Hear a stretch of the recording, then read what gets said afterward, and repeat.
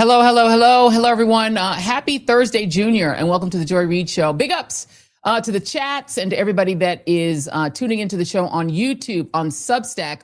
Also, our friends on Facebook and our stalwart Twitchies on Twitch. We want to recognize you all as well. We appreciate every single one of you, no matter where you're watching. We just appreciate that you're here. And also everybody that's listening to this as an audio podcast on platforms like Apple and Spotify, wherever you're listening, we just appreciate you. Be sure to hit that like and share button wherever you're listening to help spread the word and to help support this independent media venture. Also, it helps with the algorithm. The algorithm loves it when you hit like and subscribe. Also, if you comment, the more interaction that you give us, the more we know what you want, we know what you like, and also the more the algorithm is happy. So please do all of those things. But special big ups to everybody, especially our Team TJRS members. Happy Black History Month.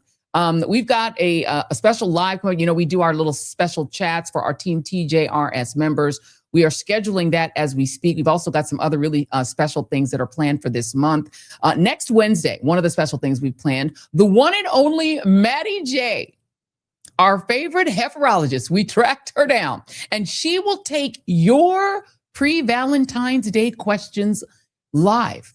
Presumably, she will even answer the inquiries of heifers.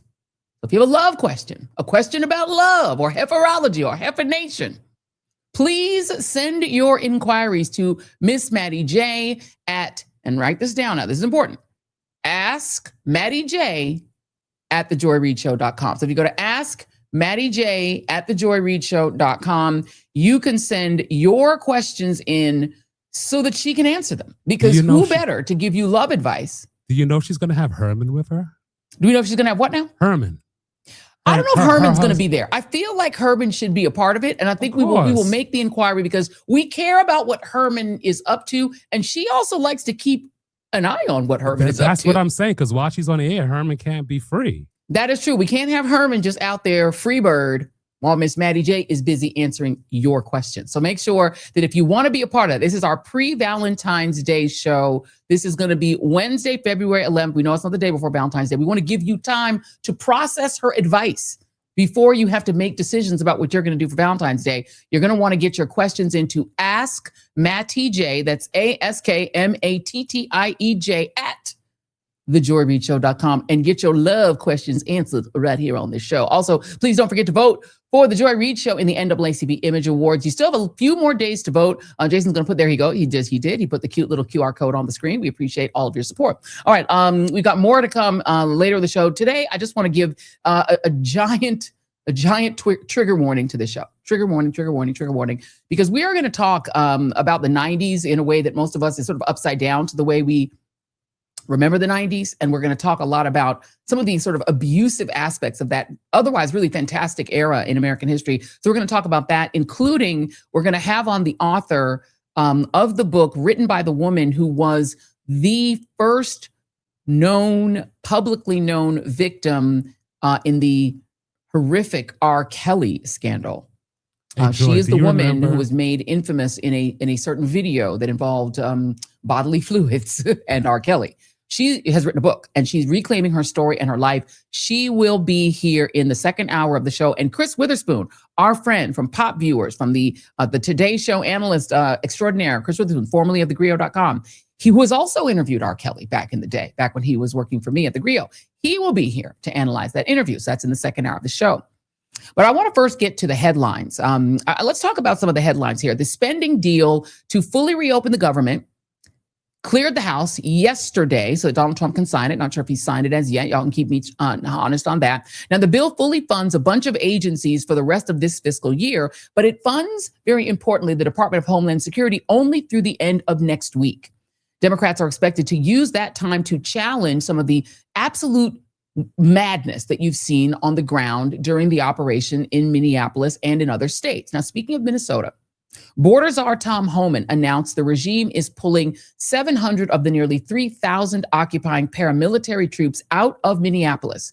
Here he is explaining that, but I want you guys to listen for the caveats. Here's Tom Homan. Ms. Martinez, these are images of texts. So that's A1. That's A2. Oh, hold Hold on a second. That is not it. That is not the one we were looking for. We'll skip that. We'll skip ahead. Tom Homan, I will just explain to you what he said. He essentially promised that they were going to pull these troops out of Minneapolis, but he said fully ending the occupation of Minneapolis is continued on the complete cooperation of the people in Minneapolis, the leadership in Minneapolis, that it will only happen once they get full cooperation. Let me just look at this and make sure that this is the right one that we're looking for. Yeah, it should be A2, Jason. It should I have it. It says it should be called A2 Homan, Minnesota. Homan, Minnesota. That's what I have. Interesting. All right. So what you were playing is A3. So let's go on to that. Representative Robert Garcia is promising to hold the regime accountable. But let me just explain first before we play that what Tom Homan was saying. Oh, the one you got your finger on it right now, Jason. That's it. I just click that one. Yep, that. General Mayor Fry. Got it. Yeah. And law enforcement officials about increasing coordination in a lawful way between the county jails and ICE to avoid public safety threats being released back in the community. While we had our differences, one thing was clear: we all committed to public safety for all who live in the Twin Cities. We have made significant progress under the direction of President Trump, working with state and local officials here in Minnesota, and I expect that to increase in the coming weeks.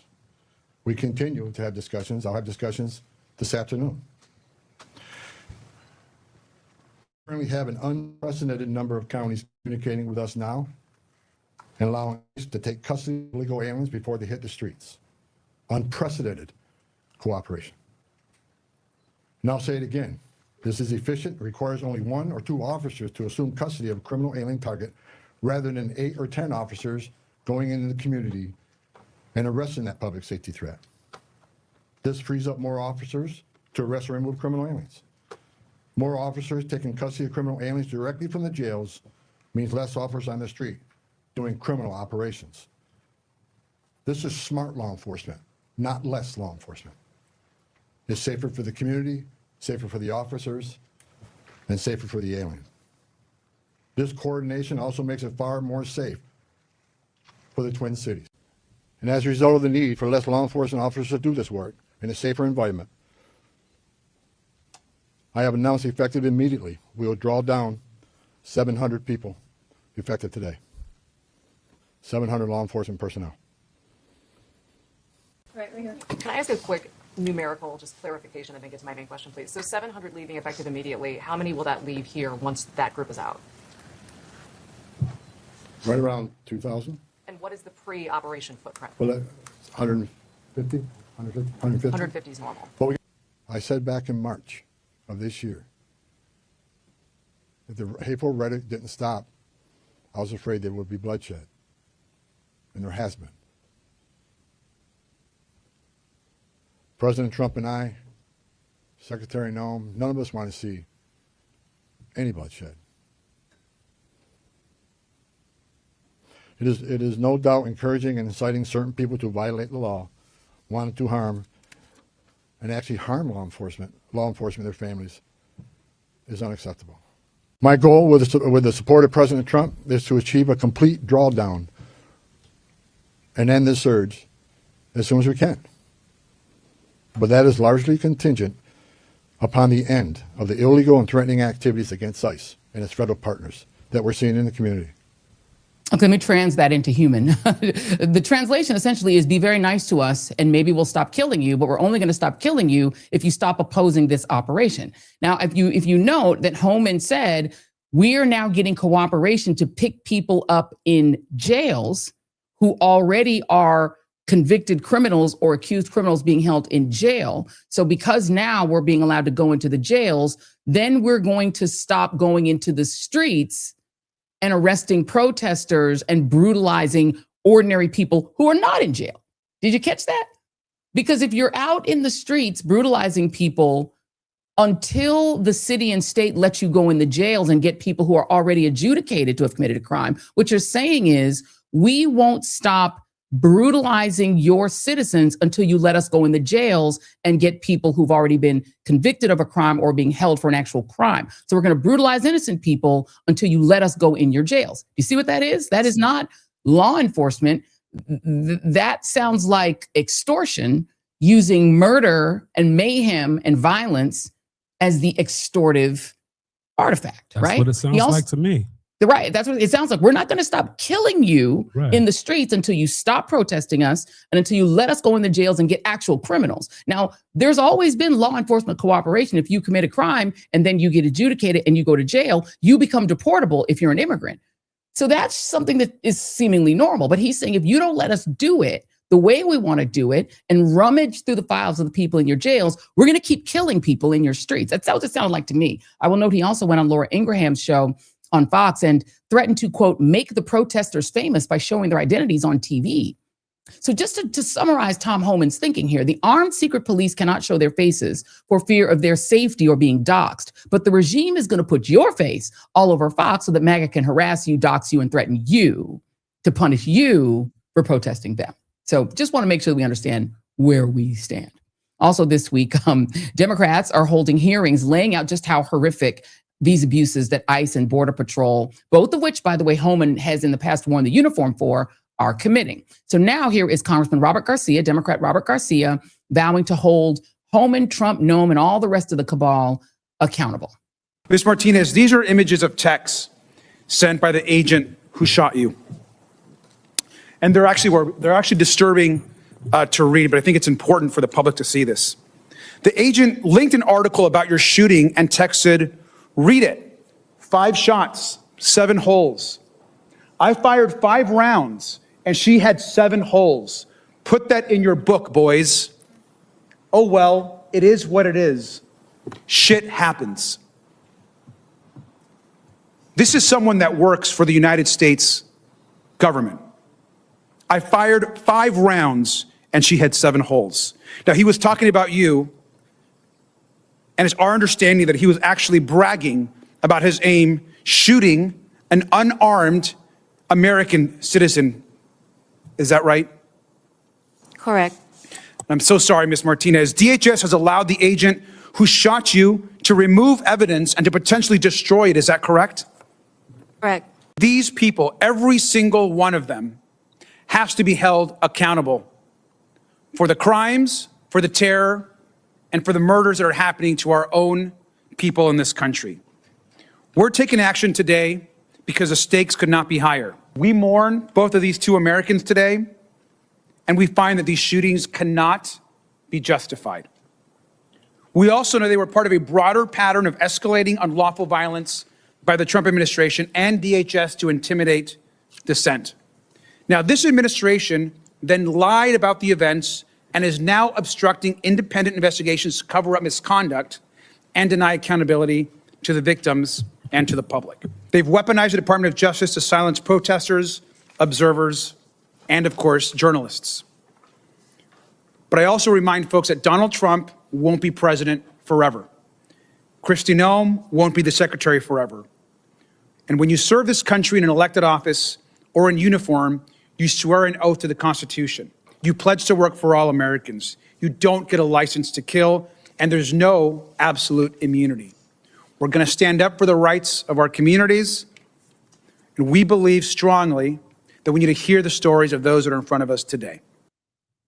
Let me go to another headline, and amen to Congressman Robert Garcia. God bless him for holding those hearings, and there are others who are trying to hold these people accountable. Snap a picture of those 6 people he had on that poster for The Hague one day.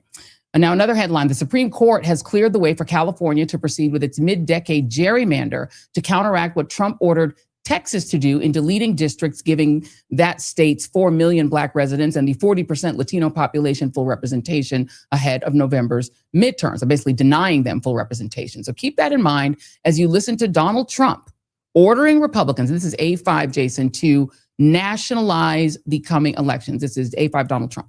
They vote illegally.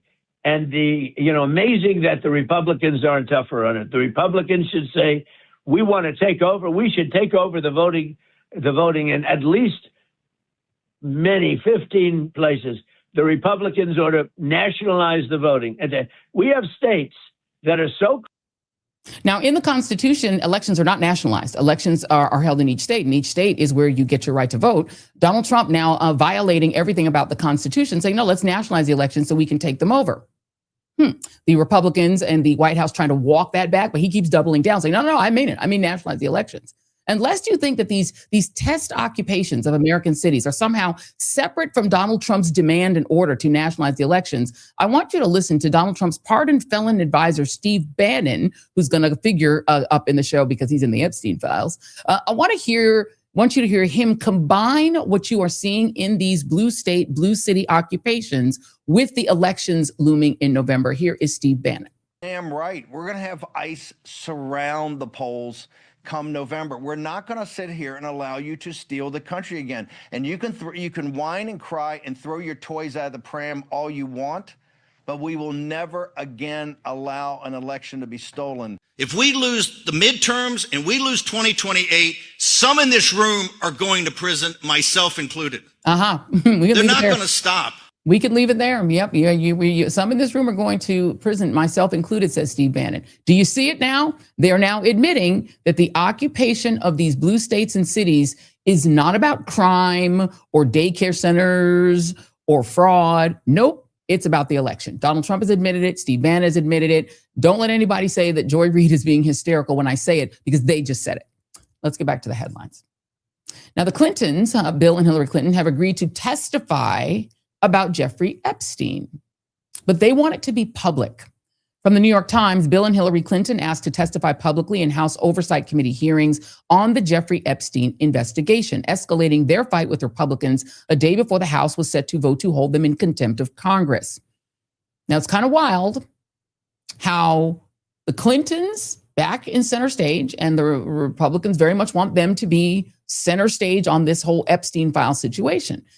Also wild how this whole 90s era, which Bill Clinton is such an avatar for, has become like one big bad flashback to a warped version of the 90s, which I and so many other Gen Xers remember as this age of possibility. Bill Clinton was in office. Everybody seemed to be getting rich, or at least have money in our pockets. Young people of every race, creed, and color felt like any minute they could become a star or a millionaire or both.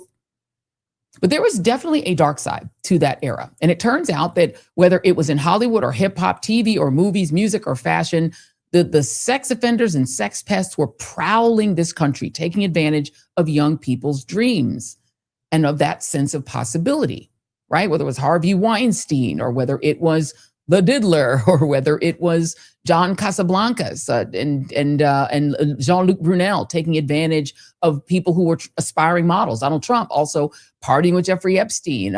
Apparently Bill Clinton partying with Jeffrey Epstein. All of this stuff in the 90s. You're starting to see it like a whole new thing about that era, right?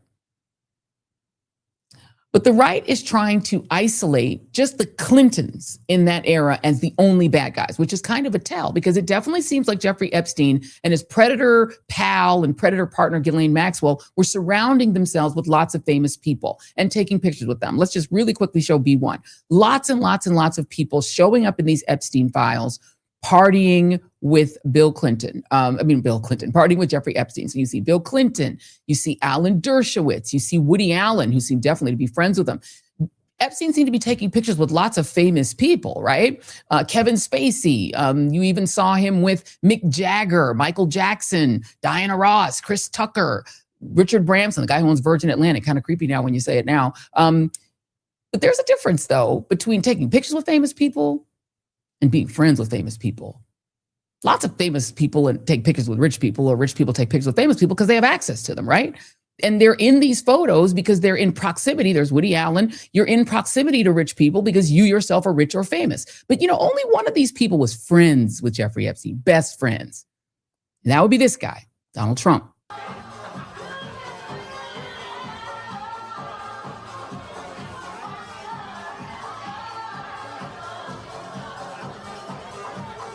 All right, Jason, you can pull the sound.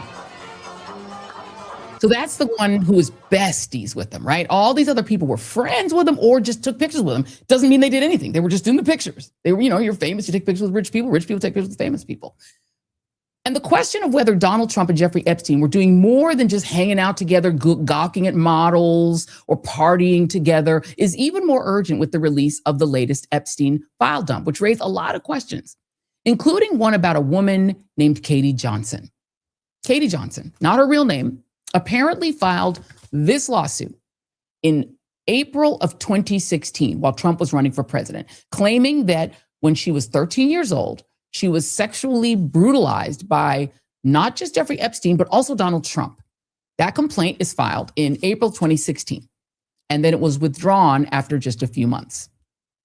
And then in June of 2016, remember, this is the year that Donald Trump is running for president, a second case, this time filed under a Jane Doe. That's filed, making nearly identical claims and using the same alleged witness, a woman calling herself, or a person calling themselves Tiffany Doe, who claimed to have been a party planner working with or for Jeffrey Epstein. But before the election, that case was also withdrawn, but not before this happened. That's okay. And this is before. Yep.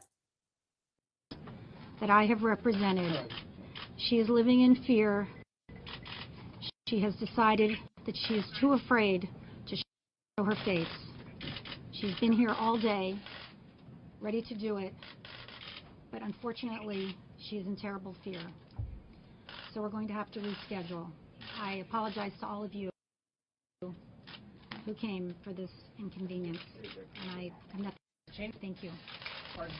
All right, so that happened. That press conference came just 5 days before the 2016 election, in which, as I will remind you, Trump was running against what would have been our first woman president, Hillary Clinton, wife of Bill. And a month after, the Access Hollywood tapes just blew the campaign wide open, causing even more Republicans to drop their endorsement, or causing some Republicans, I should say, to drop their endorsements of Trump, and pushing his then lawyer, Michael Cohen, who had to handle all of this, right? Getting rid of Stormy Daniels, paying her off, getting rid of the Playboy Bunny, paying her off. And then he had to ride to the rescue, convincing white Christian evangelical leader Jerry Falwell Jr., who had sexual scandal issues of his own with the pool boy, to endorse Trump and give Trump the evangelical seal of approval. Now, I also remember this time very well because Lisa Bloom was at that time supposed to book this Jane Doe on my then weekend show, AM Joy. So with the release of these, so I have a very specific memory of this time. And with the release of now these cases in the Epstein dump, the question has come back up, why did Jane Doe cancel that press conference? And is Jane Doe actually Katie Johnson? Joining me now, four great friends of the show: Katie Phang, attorney, analyst, and host of the Katie Phang Show; attorney, professor, and legal analyst Paul Butler; Lev Parnas, who is the author of the Lev Remembers Substack; and our new friend of the show, Ellie Leonard, author of the very popular The Panicked Writer Substack. Thank you both all for being here. I want to start with you, Katie. I want to start with our lawyers first. You've now been through these cases, Katie. You're a lawyer, not me. When you read these two cases, do they strike you as potentially being from the same person? And is there any way we can know, since they have different case numbers, whether they are the same person? Yeah, so you kind of have to go back to the basics on this, which is literally going through each of the lawsuits to see and track the allegations. And there are different actual allegations depending upon which iteration of the suit you look at. There were at least 3 lawsuits that were filed. But if you go to the very first one, which is the one that you referenced back in April of 2016, it's written as if and consistent with somebody who's representing themselves, as we call it, somebody who's pro se. And that is consistent factually with what Katie Johnson, the pseudonym that was being used at the time, represents. It on the very last page of the 6-page lawsuit, it says plaintiff Katie Johnson appearing in pro per, which in California is basically saying appearing on her own behalf. It is interesting that the name Katie Johnson is not explained, that in the lawsuit is being used as a pseudonym. If you look at the party section, Joy, on page 2, it says in paragraph 3, the plaintiff Katie Johnson resides in the state of California. Yes. But, you know, somebody who's not sophisticated in the law wouldn't know. They wouldn't know that perhaps they have to put their names in quotes. They wouldn't know that they have to necessarily say, I am using the name Katie Johnson as a pseudonym, right? These are technical things that are not fatal to a lawsuit and would explain why it reads in a very not sophisticated way. What does ring true, in my humble opinion, having dealt with civil and criminal cases for decades now, the allegations have a level of specificity that would be speaking in a first-person tone and way and manner. What is also consistent with subsequent versions of the lawsuit that were brought when Katie Johnson was represented by lawyer or lawyers is the fact that there were independent witnesses that could corroborate the allegations that were being made by Katie Johnson. That is particularly significant in my legal opinion, because it is one thing, sadly, as we know, for victims of sexual violence, abuse, and assault. Sometimes we tragically force the busload of nuns to have to come forward to corroborate what they're alleging, right? Even though that's never the real legal burden of proof. But in this instance, from the very beginning of April of 2016 through the last version of the lawsuit, when she was represented by two different lawyers who were representing her as co-counsel, which also as a lawyer, Joy, I think speaks to something. Not just one lawyer, but two signed off on these cases, right? And then you also had Lisa Bloom, lawyer number 3, right? So there's lawyers that have actually had this person run the gamut of having to establish these claims and these allegations and her credibility. When you look at these, the fact that there were other people that were willing to put their names behind her claims, I think helps militate towards her telling the truth about what happened. And Paul Butler, let me ask you, just as a former federal prosecutor, there is a alleged deposition. This is B5J's. It doesn't have any sound on it, so I can talk over it. That alleges to be this person, Katie Johnson, in which she is describing these just absolutely horrific allegations, which I will not repeat on this program. They're horrific. This is allegedly a 13-year-old girl at the time of these things allegedly happening. And both of the girls in both of these two cases, this Jane Doe case, which was filed literally a month after this Katie Johnson case was withdrawn, they're both alleging similar things. One saying it happened at parties, one saying it happened at the townhouse belonging to Jeffrey Epstein. Both say both men abused her. There's allegedly some sort of a deposition.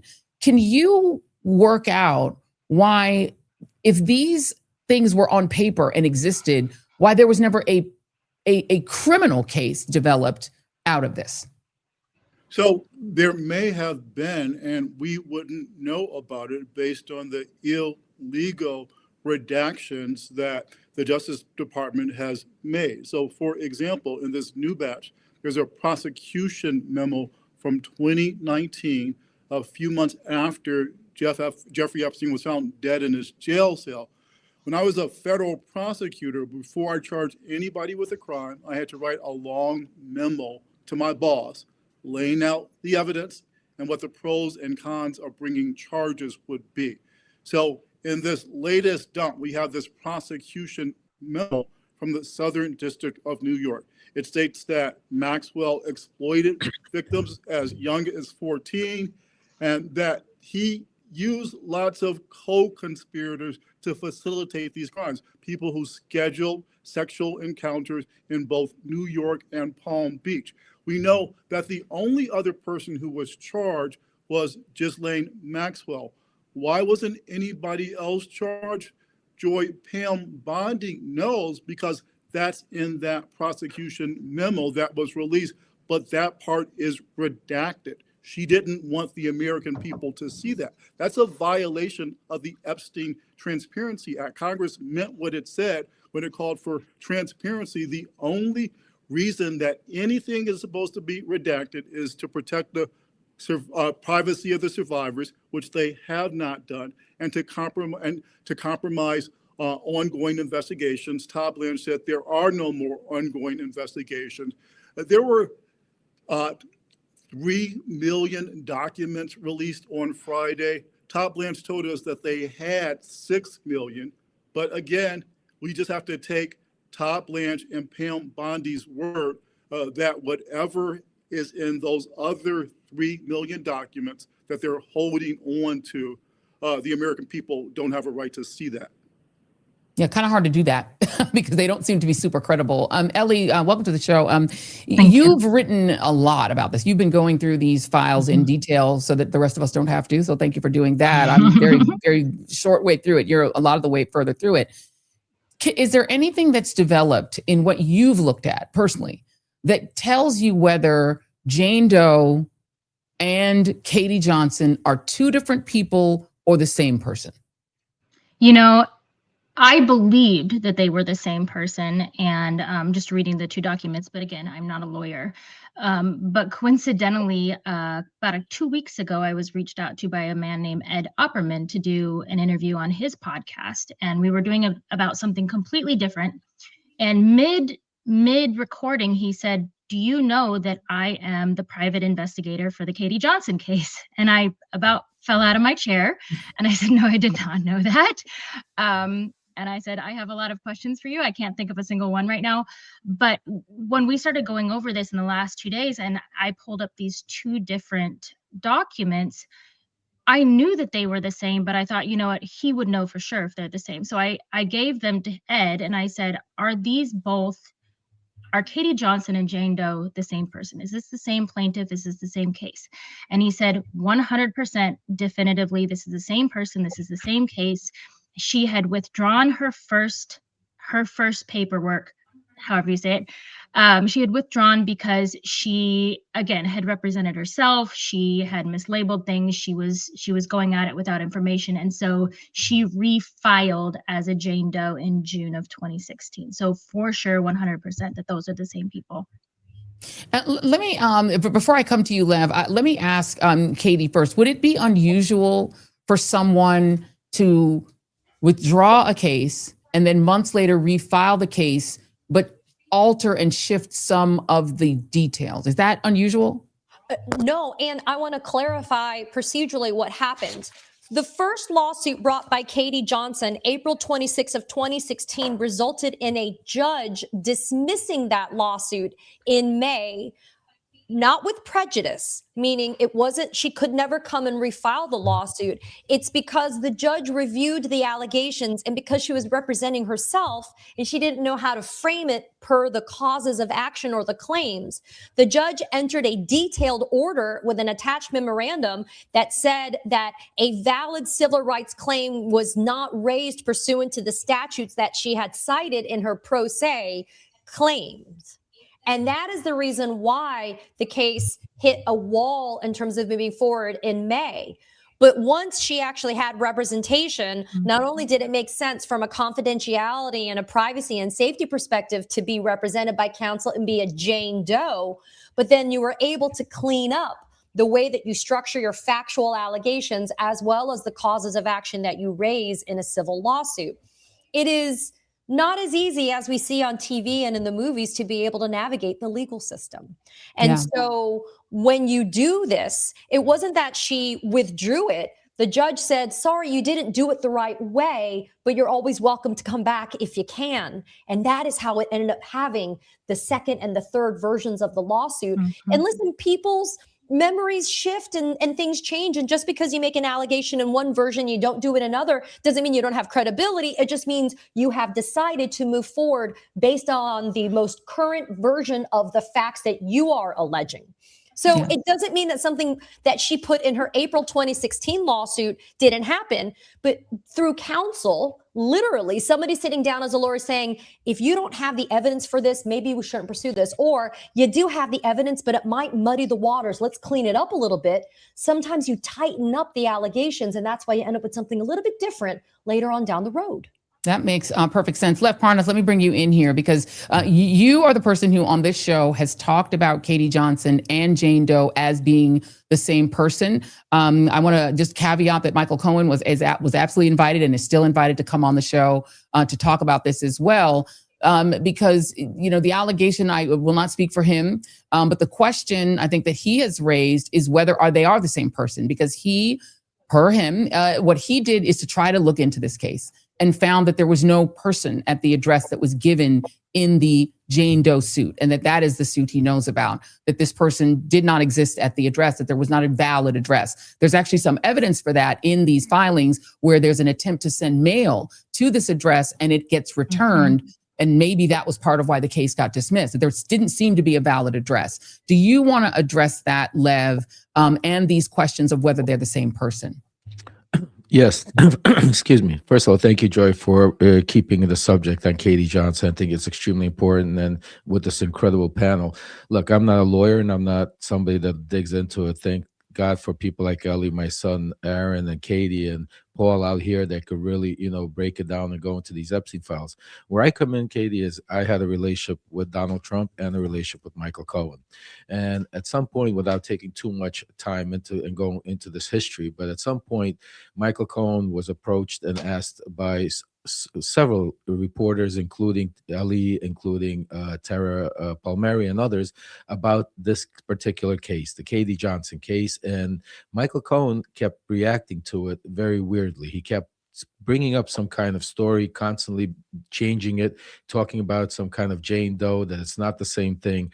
So me and Michael started having these conversations offline, and I was talking to him and I was saying to you, like, listen, like, you're being very defensive over here. Why aren't we trying to figure out? Because even if Trump told you it's a different, even if it was a different Jane Doe you were looking at, why aren't we sitting down and trying to figure out, what did Trump tell you? Why were you looking to this? What was going on at that time? What did you hear the other lawyers talking about? Instead of being defensive, let's get together with all of them and let's remember what you were part of it. You keep talking about Save Democracy. He kept, started telling me, different stories like, I'm not going to talk about this. This is going to go away. And that's where me and him started like moving away. Then all of a sudden, when the Epstein dump happened, I think the second dump, Ellie and some of her subscribers did some incredible work and found in the Epstein files a letter from Michael Cohen's attorneys to the Southern District of New York ASUs saying that Michael Cohen in 2019, when Epstein got arrested, Michael Cohen was in prison at the time. And Michael Cohen said that he had, evidence, and that's exactly what it says on Epstein. He has information on Trump and Donald and Epstein.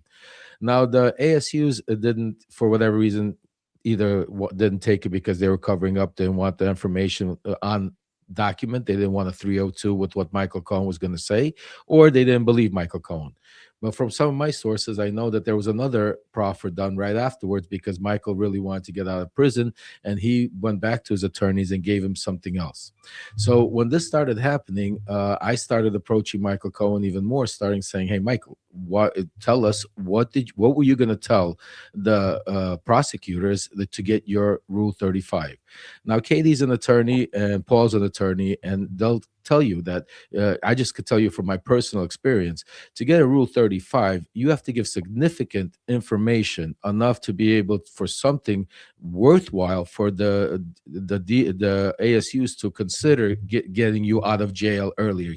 Can't be just some like, oh, I heard this in the grapevine, blah, blah, blah, blah. And Michael's an attorney. He knows that very well also. So, and I said to him, I started confronting him. And Michael's response kept basically, instead of trying to figure out how to get to the bottom and the answer, it was attacking. It was attacking Ellie. It was attacking Zev. He started attacking me. He started attacking everybody that kept asking him questions. And basically, what I started seeing is the same response, just like Donald Trump. Instead of trying to get to the bottom and the solution of what really happened here, he's deflecting. And that's what Michael Cohen started doing. And that's how we got here, Joy. I'm sorry, go ahead.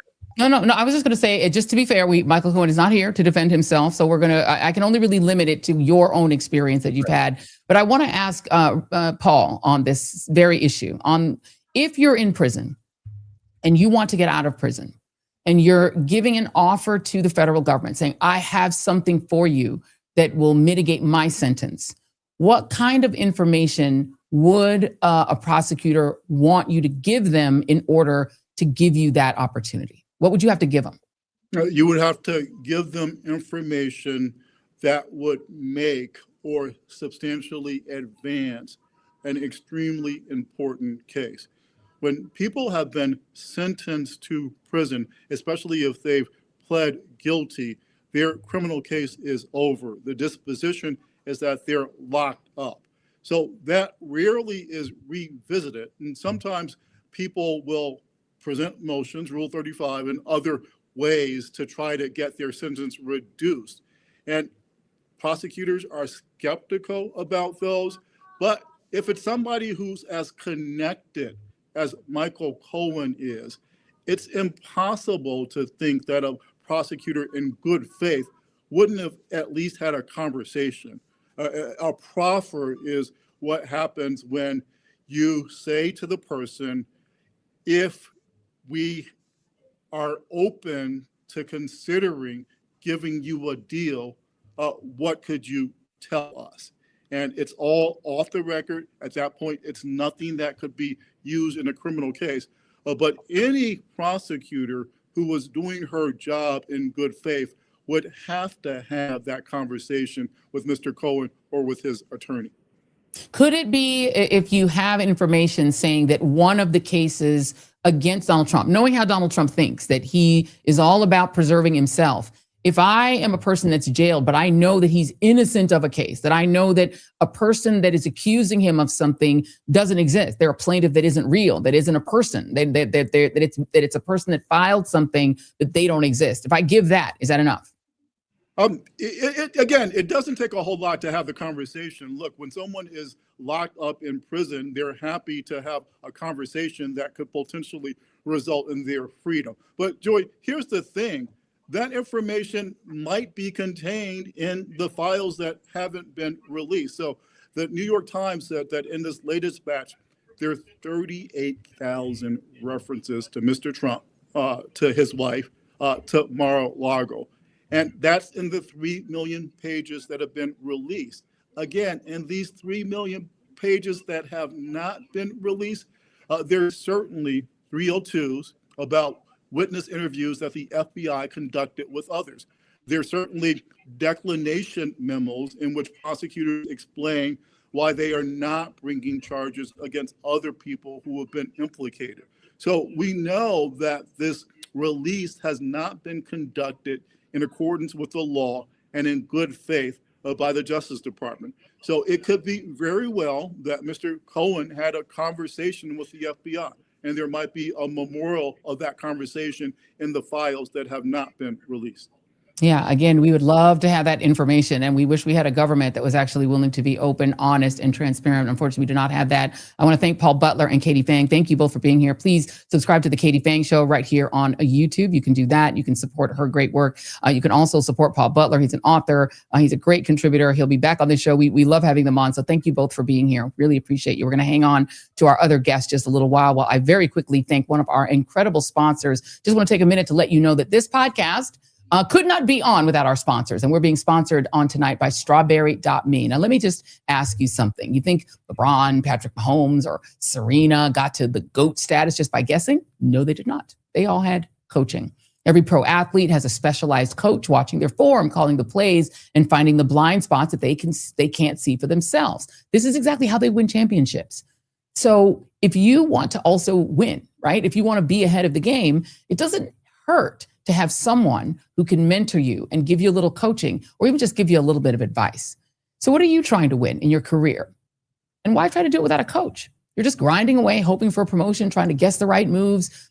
You don't need to do that. You can actually get some help from strawberry.me. Strawberry.me matches you with a professional career coach who will break down your game film. They'll help you negotiate that raise, navigate the politics, and execute a game plan that actually works. And the cost, well, think about it. One raise, one promotion, and this coaching pays for itself 10 times over. It's the best ROI in the game. So stop riding the bench in your own life. Go to strawberry.me/joy today and get 50% off your first coaching session. That's strawberry.me, because pros don't guess. They get coached to win.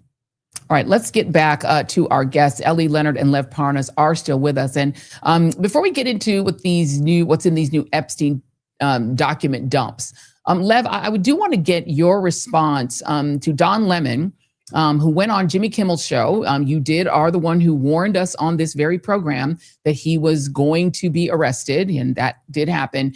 He described the details of that arrest in Los Angeles. Here's that description. Swag bag from the thing, and I was walking up to the room, and I pressed the elevator button, and all of a sudden I feel myself being jostled, and people trying to grab me and put me in handcuffs. And I said, "What are you doing here?" And they said, "We came to arrest you." And I said, well, "Who are you?" And then finally they identified themselves. And I said, "If you are who you are, then where's the warrant?" And they didn't have a warrant. So they had to wait for someone from outside, an FBI guy, to come in to show me a warrant on a cell phone. And by that time, I was trying to, figure out what was going on to get my bearings. They dropped all my stuff. My glasses had fallen on the floor. I'm like, I can't read that. So they had to pick my glasses up, and I read it. And still, what does that mean? So And then there was a bunch of guys, and they took me outside. FBI guys were out there. I mean, it had to be maybe a dozen people, which is a waste, Jimmy, of resources, because I told them weeks before, and maybe once or twice, that we would, I think my attorney tried to contact them once, maybe twice, that I could just go in, and it would have to be the folks who were just working there that day, and they wouldn't have to have all these people following me around. It's more than just a waste of resources. So they grab you and they take you where? Well, you're right about more than just a waste of resources. They want that. They want to embarrass you. They want to intimidate you. They want to instill fear. And so that's why they did it that way. Take us inside the thinking inside the White House, because it seems to me that Don clearly is right. They want the spectacle of attempting to humiliate Don Lemon, who was anything but humiliated. Yeah, I mean, he was the red meat for the base, basically. I was speaking to some of my sources, like in the Benny Johnson world, and they already were warned ahead of time that this was going. That's why, I was kept calling you and letting you know that it was just a matter of time. They were prepping basically the social media people in the Trump MAGA world were already getting heads up that this was the meat. They're going to get Don Lemon. They're going to make this into a fiasco and turn it into should we expect to see video? They've seemed to do a lot of their stuff with their own camera person. Do you think they're going to start peddling video of this arrest?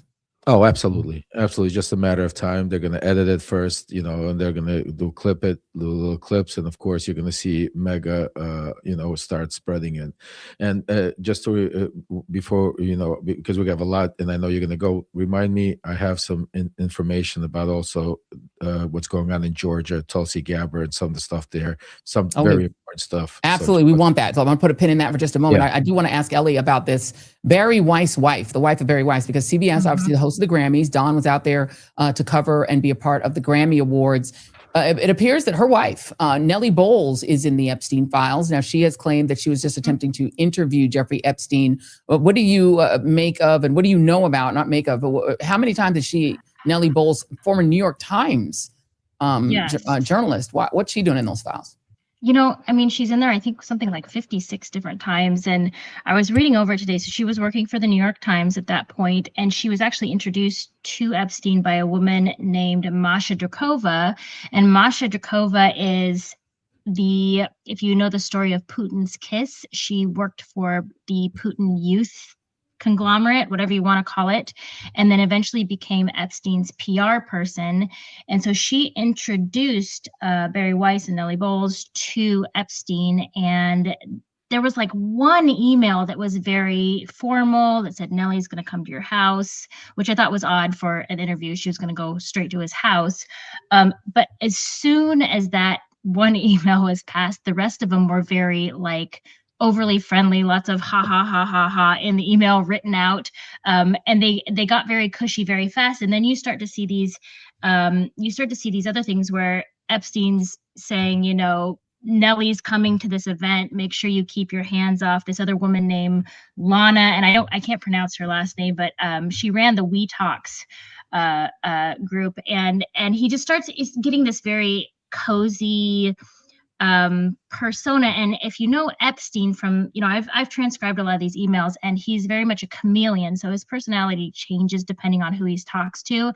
He's usually very stoic. He's very 1 to 3 word responses, but there's a few people where he's not, where he just totally lets his guard down. One of them is Steve Bannon, but one of them is Nellie Bowles. He absolutely lets his guard down and gets very flirtatious with her. And it's a very odd interaction and interesting now looking back. Yeah, indeed. I will also know Peter Attia that was recently hired by CBS News by Barry Weiss, another one of her finds. He's also in the Epstein files. CBS has now pulled a 60-minute segment with the supposed health guru after a whole bunch of interactions that he had came to light. So that's very interesting. Weird, right? So he's in there as well. Many times, I would say, a lot, assuming. Yeah, and now they have, I will say the way that they have it set up, it doesn't search for things very well because these are like PDFs that have been turned into pictures that have been turned back into PDFs. So they're not greatly searchable. But the DOJ has a search website where you can just type in somebody's name and quotes, and it will tell you how many times that name shows up in the files. And that's how we have that giant number for Donald Trump. So a lot of these people, you can just go look for their names and it will tell you how many times they are in the files. And it's a lot. Let's Lev talk about Steve Bannon. Steve Bannon shows up as not just in the Epstein files, but seemed to be either trying to upgrade Epstein's image, clean up his image. He was making apparently a documentary about him. Jason, I'm going to skip to C5 here. This element. This is part of this Bannon. I guess it was like for a documentary, but he had like 19 hours of tape on Epstein. Here he is asking him about whether his money's dirty. Again, I'm privileged enough to have people around me who've given lots of philanthropic gifts to institutions of higher learning. And when I said, the impact, how do you judge the impact of your giving? And we sat down and said, no really new ideas have come out. And I realized that, of course, it hasn't come out because we've been looking at using science and mathematics, and it's the wrong tool. It's obvious. Institutions that are set up and try to put forward knowledge and understanding and truth, should they take your money? Derek Bach at Harvard said, taking money for good causes is a good thing. So if Hitler took all the gold out of the teeth of the Jews and said, I want to give this to Heidelberg University to fund the Leibniz chairs so that I can study high energy physics, Derek Bach would say that was fine? Again, these questions are questions where good people on both sides, like your Charlottesville, could differ. I don't know the answer to these questions. So tell us the two.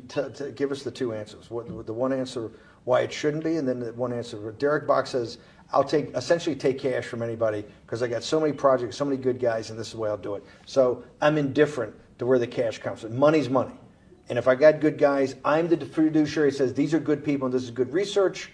Okay, I'll take the cash from any source, including you." What's the other argument? Let me give you that. I know in my case, is your money dirty money? If you live, I just asked a question. Is your money dirty money? No, it's not. So in fact, why is it not dirty money?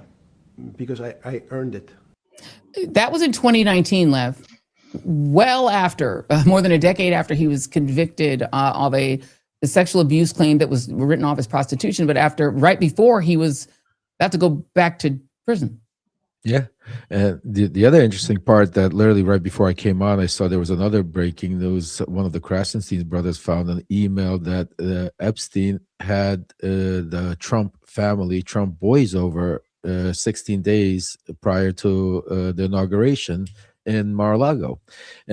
Yeah, just literally right before I came on. Ellie, did you see that? I did not see that. maybe you could take a look at it while we're on here. Okay, let me look.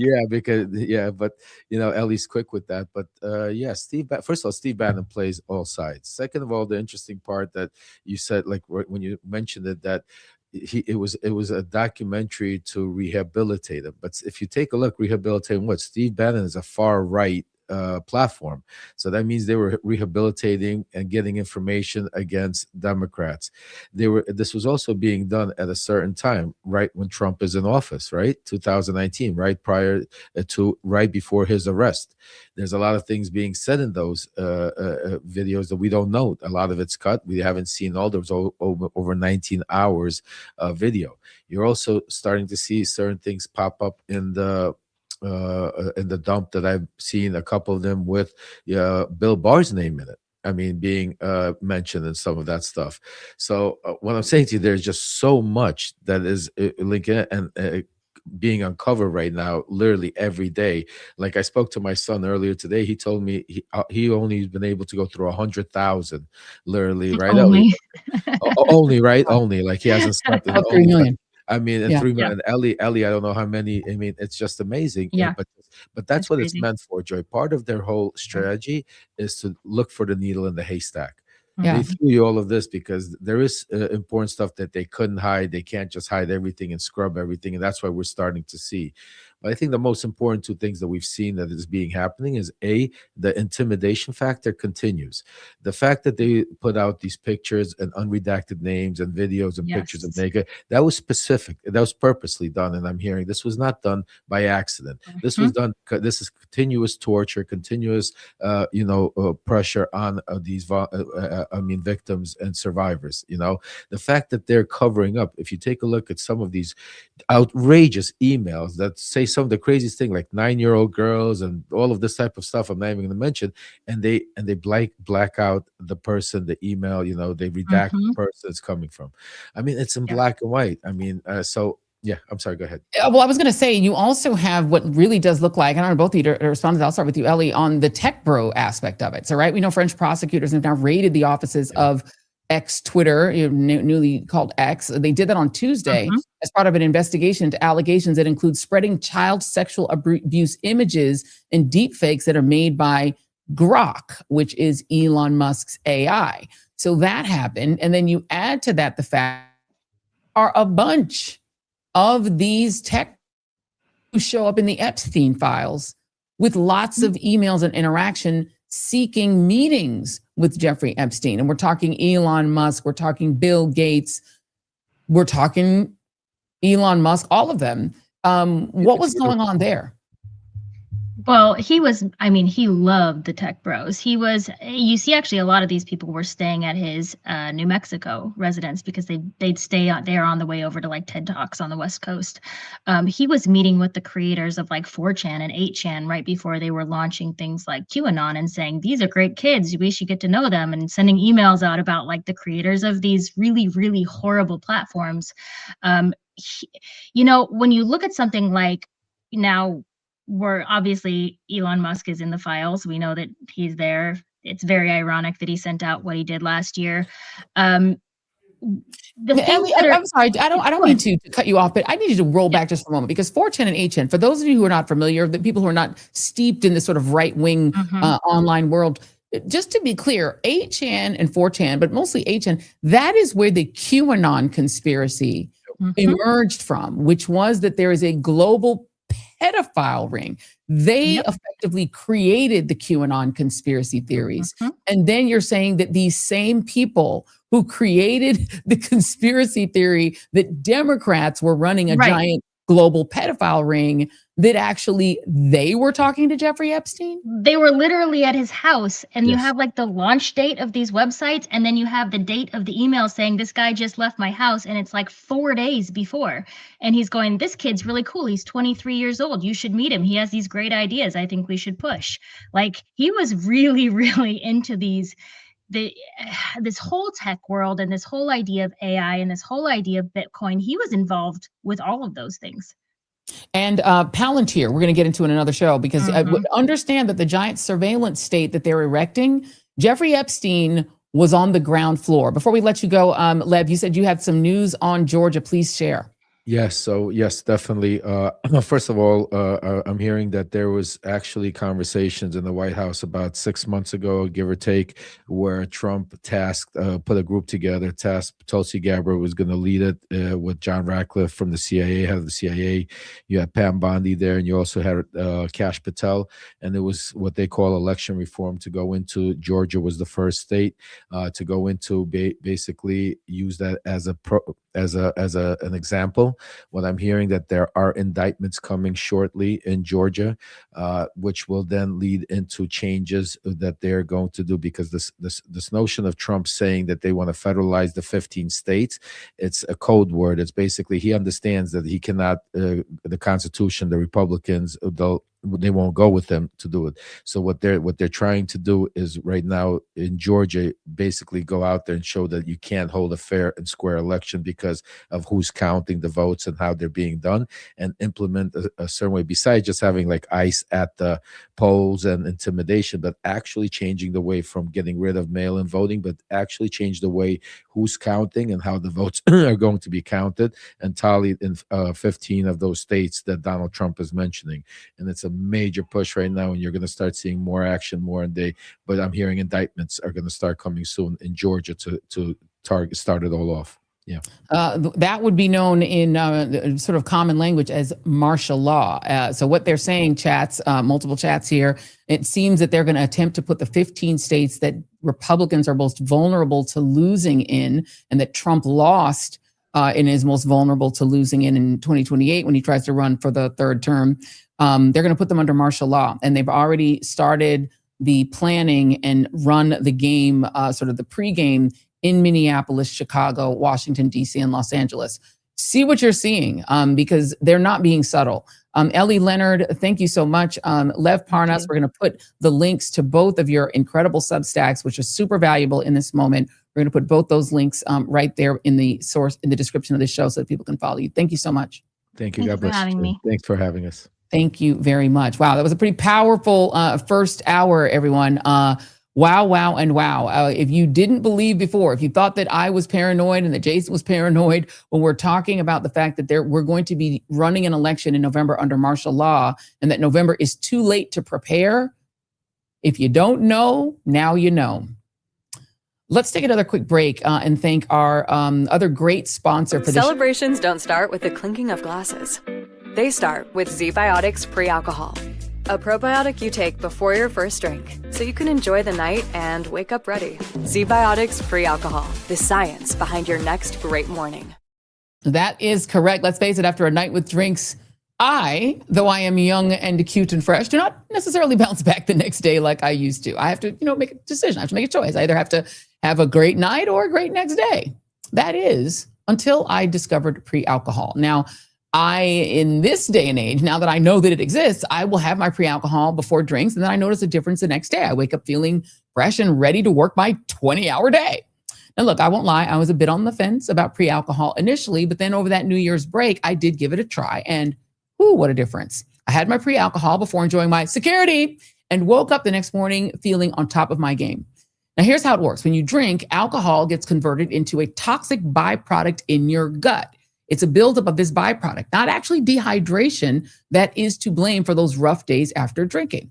But pre-alcohol, it goes in there and produces an enzyme that breaks this byproduct down. So if you just remember to make pre-alcohol part of your hangout routine, voila, you feel so good the next day. Pre-alcohol probiotic drink, Z-Biotics, is the first genetically engineered prebiotic. It was invented by PhD scientists to tackle those rough mornings after drinking. So if you're ready to give it a try, and I do recommend you give it a try, just go to zbiotics.com/joy now. You will get 15% off your first order when you use Joy at checkout. Plus, it is backed by a 100% money-back guarantee, so there's no risk. Subscriptions are also available for maximum consistency. So just remember to head to zbiotics.com/joy and use the code JOY at checkout for 15% off. We thank you, Z-Biotics, for sponsoring this show. Okay, guys, you surely remember this skit from Chappelle's show back in 2003. That was a long time ago. We're going to do it without sound, but you remember what it was. This was an R. Kelly parody in which Dave to be R. Kelly and talking about doing something very vulgar involving bodily fluids to women. This was one of the most popular skits from the show. It made people laugh. But while America was laughing, that skit represented a moment of abject humiliation for an 18-year-old girl at the time. Her name was Roshana Landfair, who writes about this moment in her new book. And she writes this, quote, "Here I was, just a few months out from the trauma of the whole world witnessing the disgusting things Robert Sylvester Kelly, R. Kelly to you, did to me, and that he compelled me to vehemently deny. And now there was a whole Chappelle's show skit poking fun at my humiliation. And all of you who laughed at the punchline would argue you weren't laughing at me, but it didn't matter. The damage was done." This is a young woman who survived not just that humiliation after that video of her shameful abuse as a 14-year-old girl. She survived not just that, but also the trial in which she felt bullied and terrified into getting on the stand and lying and claiming it wasn't her in the video so that R. Kelly could get away with it, only to later see so many other women also damaged by him. And she has bravely come forward to tell her story. And Roshana Landfair joins me now. Her book, Who's Watching Shorty? Reclaiming Myself from the Shame of R. Kelly's Abuse, is being released this week. She's also a mom and the founder of Project Refine, a mentoring effort for girls and women. Roshana, welcome, and thank you so much for being here. Hi, thank you so much for having me. So your book, first of all, it starts out as really a huge flashback to the 1990s. I mean, I think so many of us remember that era, and I said at the top of the show that it was this sort of age of possibility, you know, and you at that time are a 12, 13-year-old girl, you're a hip hop shorty, you love basketball, you're a tomboy, and you're in this, you know, this group, and you're 12 and 13 and already sort of experiencing kind of what it's like to like have people know who you are. And you wind up meeting R. Kelly. Yes. So I want you to start just by first, before we even get to how you met R. Kelly, if you could just describe like how you felt when you saw that skit by Dave Chappelle on the Chappelle Show. I felt terrified. I felt very embarrassed and very confused because something that was so vulnerable for me was humorous and a mockery to the world. And it really just exposed me and made me feel humiliated. When the video itself came out, how did you find out that the real video, not the sort of joke, and you know, and I'm quite sure Dave Chappelle was not attempting to attack you. He was really making fun of R. Kelly, just to, in his defense. Right. But when the real video of what R. Kelly did to you came out, how did you find out that video existed, and what were your immediate thoughts? Oh, I was pretty empty inside. I was very ashamed, and I was also really scared. For so long, this was like a huge secret, and I had been groomed to, never admit this, never, make it to be true about us. So I was scared more than anything. How did you meet R. Kelly? Your aunt, you come from a musical family. You talk in the book about how your dad was a musician who wound up doing some music with R. Kelly. Your aunt is the artist we know as Sparkle. Yes. How did you wind up meeting R. Kelly yourself as a 12, 13-year-old girl? I was introduced to Robert by my aunt Sparkle. Again, we were a very musically inclined family. We were all, kind of like at the peak of our success during that time. And she gave me the introduction to Rob. There's a part in your book where you talk about some of the advice that your aunt Sparkle would give you, which to me struck me as a very strange thing to say to a girl who had not yet experienced puberty or her cycle. And she talked about what you ought to do in terms of grooming. And we don't have to get into graphic details about the way you should groom yourself in that area. When she's telling you that that's something you should think about, and you were so young, what were you thinking? Because that sounded to me like grooming. Yes, I didn't look at it as grooming during the time. She was somebody who I looked up to. She was always, the star in the family, very beautiful, very gifted. So when she, advised me to do things like that, I didn't look at it as grooming. I just thought, that's the way to keep up with yourself. So I wasn't looking at it like that at the time. But what about her telling you things about the way to prepare yourself to have relations with a man? Like that, when she was telling you that as a 12-year-old, what were you thinking? I was confused. I mean, I was, going through puberty at the time. I was getting into boys. So, I thought I was learning the ropes of life, of intimacy and things like that. Like it was a little, I don't know if it was embarrassing, but it was a little uncomfortable. But I just thought that, this is the upkeep when you're growing into womanhood, like that happens at this age.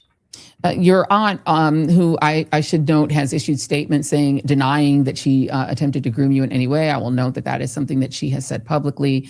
She also at one point advised you when you were starting to, as you said, become popular. You had this group that you were part of, that you were the rapper for the group. And she said that you ought to try to make R. Kelly your godfather, and that to make him your godfather, you ought to go into the studio and sit on his lap. What did you interpret her to mean by that? And then what happened when you actually did go in and sit on his lap at the studio? When she initially said that, it was very odd for me. Like, I had never sat on his lap or even thought to do that. So, I kind of felt like, okay, maybe that's the cool thing to do. Maybe that's, the warm way to introduce what I needed to say. So I, did what she advised. And when I did it, I was nervous to do it, but I followed through. And when I did it, he didn't really have a reaction to it. He seemed to be very comfortable from what I remember. And you were how old at that time? I was about 12 or 13 at that time. And how long was it between that time when he becomes your godfather? Did you start having regular phone calls with him that you in the book describe as almost, he's like another friend of yours? You're talking to him on the phone like you would talk with a boy at school. Right. So he did have a busy schedule, but anytime time permitted, like I would be calling or he would be calling, and it just became, an open line for communication. Like I would be trying to see if he was playing basketball for the night or going to be at the studio. That was kind of like routine for his schedule. So that's how our communication kind of unfolded into something a little bit more personal. And it wasn't just talking on the phone. He was taking you out to eat. He was letting you play basketball with him on private courts. Was he sort of treating you like you were a friend? I mean, this is a man in his late 20s and you were 12. Right. And that's another thing I think is very important when people are still humiliating me. I was a 14-year-old girl and Robert is 18 years older than me. So not only was he somebody I looked up to, we did have a lot in common. And I was used to being around the industry. So the things, seemed and felt normal at the time. And I will note that Sparkle, your aunt, is 16 years older than you in real life and 9 years older than you in her theatrical age, right? Her sort of stage age, she's 9 years older than you, but in real life, she was 16 years older than you. She was your favorite aunt. So, because you were so close, is that what made it seem not odd to have another adult her age who admitted that she had actually been intimate with R. Kelly? Is that why it didn't seem weird to you to hang out with an adult? It did not seem weird at all. Robert was introduced to me as a friend and family. And in the very beginning, that's how he handled, the situation, So I trusted him, I trusted her, and I was just happy to be a part, of that environment. How long was it before the going out to the Cheesecake Factory and playing basketball and going to the studio to be able to listen into the work that he was doing? How long before it shifted from that to him having very sexual conversations with you on the phone? It wasn't long at all. I can't remember an exact time frame, but it felt like seconds later, the moment we became family or closer. The signs, I now can look back and see the signs of, how soon and quickly things escalated. And, you describe in the book, and it's chilling the way it goes from you just talking about, your grandmother explaining what to do when you first got your cycle to talking to Robert Kelly on the phone and then him immediately going to, very explicit conversations with you on the phone. How long before that became a physical relationship, and what happened? I can't even call it a relationship. You were a child. How long before you were first assaulted by him? The assault started when I was 13 years old. And, it started out with phone sex. It started out with, his tone changing over the phone, or maybe the time of the calls or the time of day were a little bit, more like, are you alone? It started out very, very subtle. And then it became sexual shortly after. Did you tell anyone? I did not. Why not? I was not comfortable speaking to anyone about it for my own self. And also, before he got to the point of feeling comfortable enough to do that with me, he made sure that I understood the power of secrecy and how much it would ruin his life, his career, his family, if I repeated this to anyone. And I also felt like I would lose him, as a friend or as a person. And I mean, I think people really have to understand, and what you do so well in your book is you really take us to where not just a child, but where a child in that era would be. Because everyone, everyone was seeing Salt and Pepper. They were seeing all these other young people who were becoming stars and celebrities. And the idea that one of these stars would be your friend and give you an opportunity when you were already a performer, you were already in a group.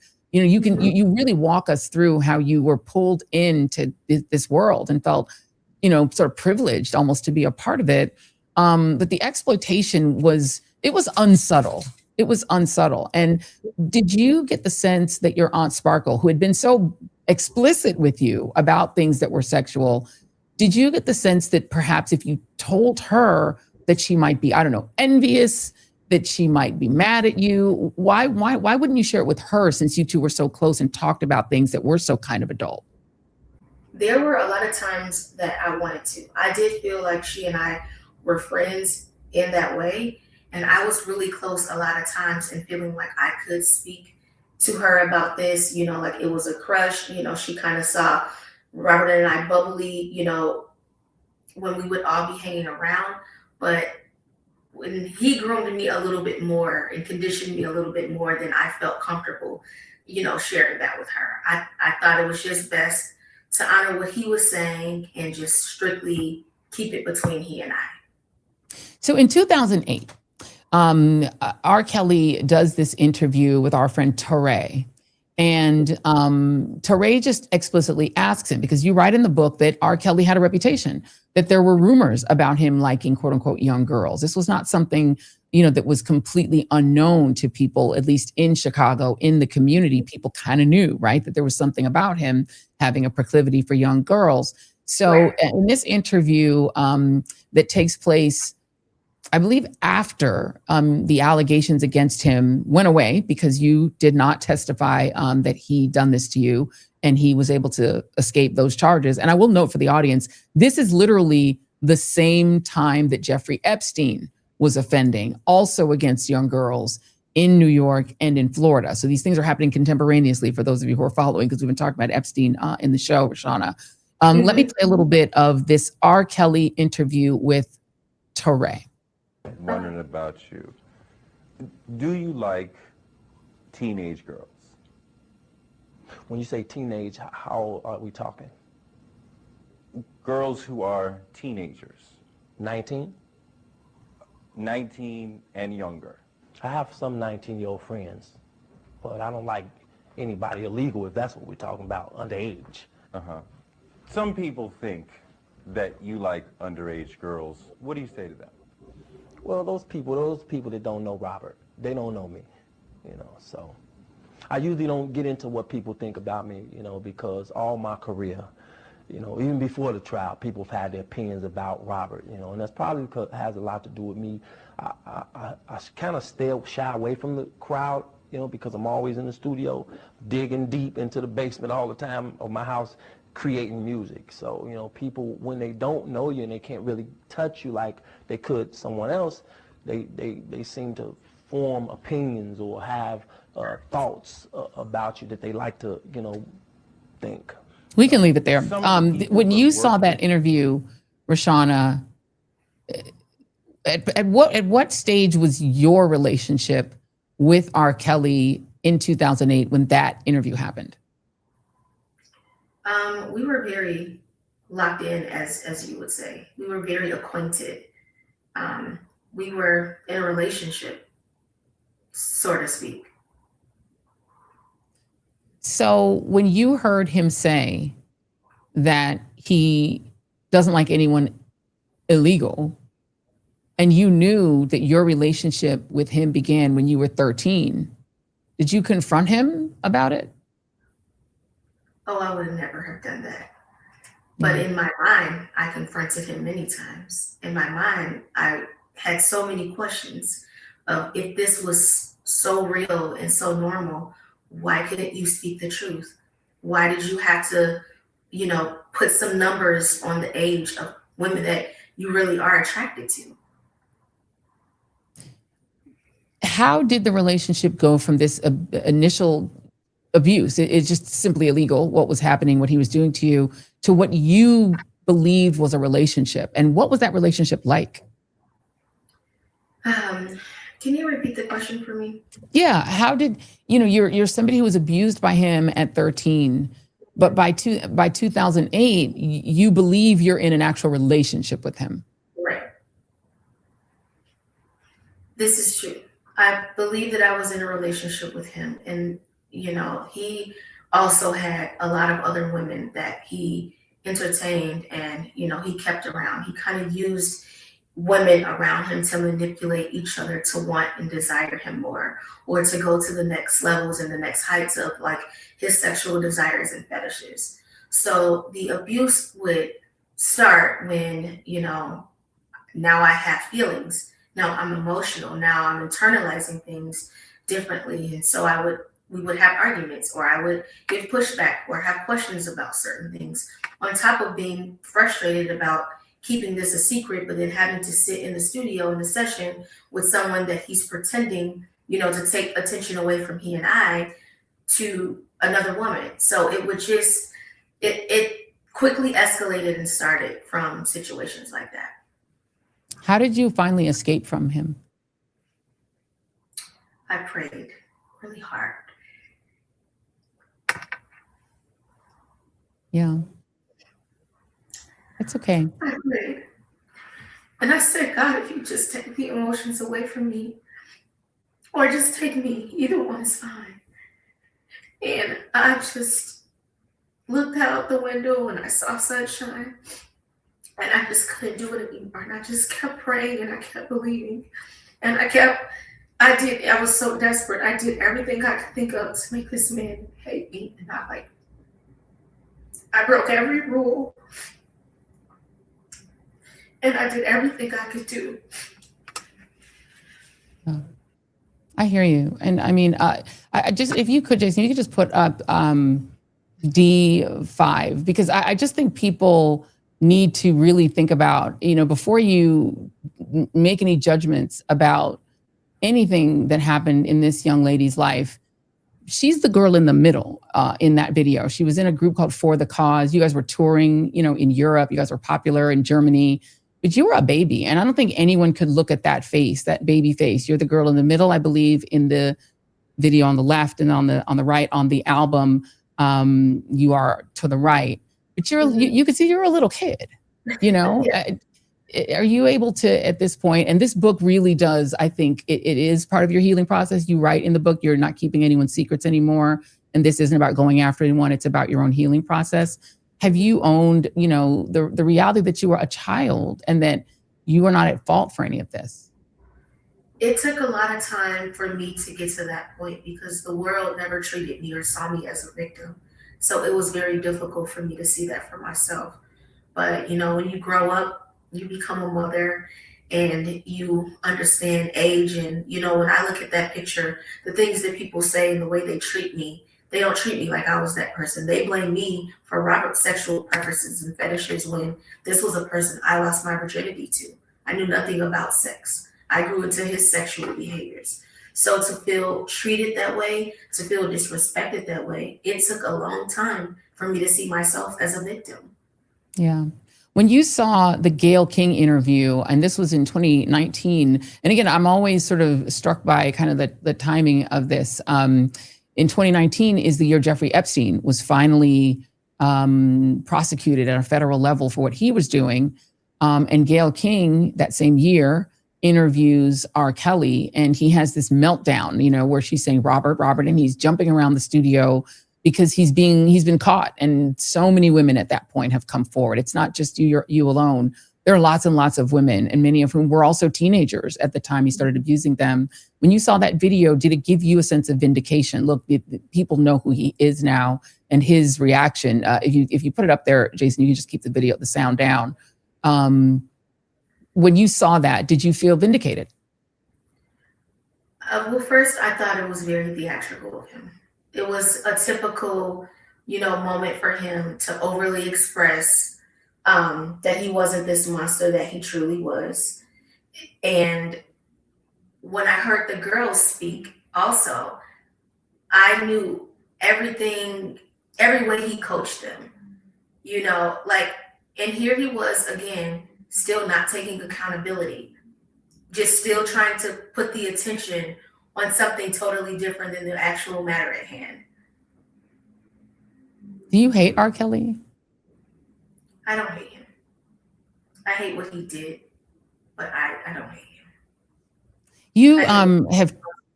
Oh no, please. I'm sorry. I didn't mean to interrupt you. No, that was it. You have taken what happened to you and not only written this book, which I think is incredibly brave, by the way, but you've also decided to try to work to help other young women. You formed an organization whose goal is to help young women who may be in the situation that you were in. Can you talk a little bit about Project Refine? Yes, Project Refine is really just a way for me to turn my pain into purpose. It's something I'm very passionate about. Like in our communities, we don't teach for signs of pedophilia or molestation. It's, you know, kind of like kept a secret. And so I just want to bring awareness. I just want to create like a platform for young girls and women to just be themselves, have some open dialogue about, you know, growing and really prospering and just really teaching, you know, the morals that we should stand by to protect our children. Yeah.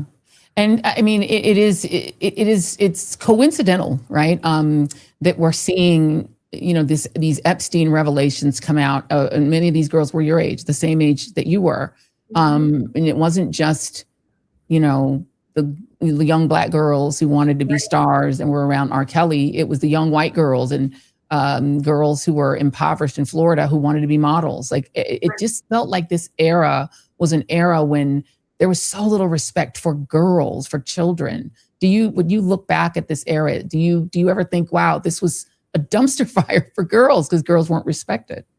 It really was. I definitely agree with that. And it's just when it's celebrities or people of power, they're just able, and it's so much easier for them to get away with so much more.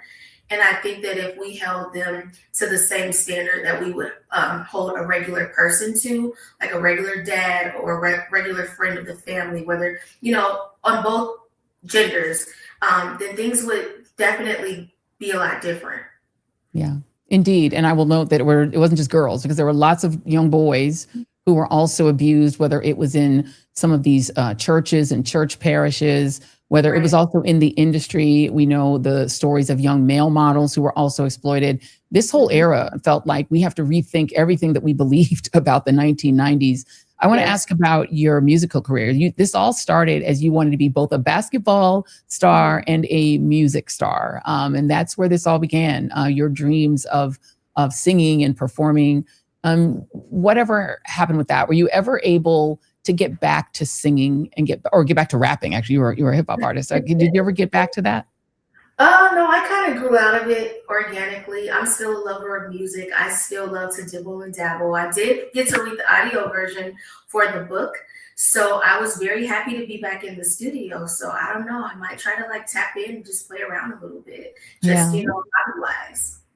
Well, you're still young, good sis. You have so many possibilities. You can do anything. I hope this book has made you feel empowered. Has it made you? And I know your publisher, and she's a bad sister. She's a wonderful person. I love her. And I love her. Yeah, we love Krishan. So thank you for bringing this book forward. What do you want to do with the rest of your life? With the rest of my life, again, I'm a mother. I really enjoy being a mom, raising a young, you know, Black boy to be the best possible he could be. I want to continue doing my passion work, and I just want to heal souls through my pain. Like, I understand now why I went through what I went through. I finally did the work, and I'm just here to be a blessing to those people who have gone through similar things like I have. Rashana Landfair, the book is called Who's Watching Shorty? It is a harrowing read, but I love that you wrote it so honestly and openly. I recommend everyone do read this book just to understand and to re-understand and introduce yourself to this era, because we remember it so fondly in so many ways. But for so many people like Rashana, it was a very, very difficult and painful era. And we're finding out in real time how rough and bad it was for lots and lots of people. If you had one message that you could send to R. Kelly right now, what would it be, Rashana? hope you can take accountability now, and I hope you understand how many people you truly hurt.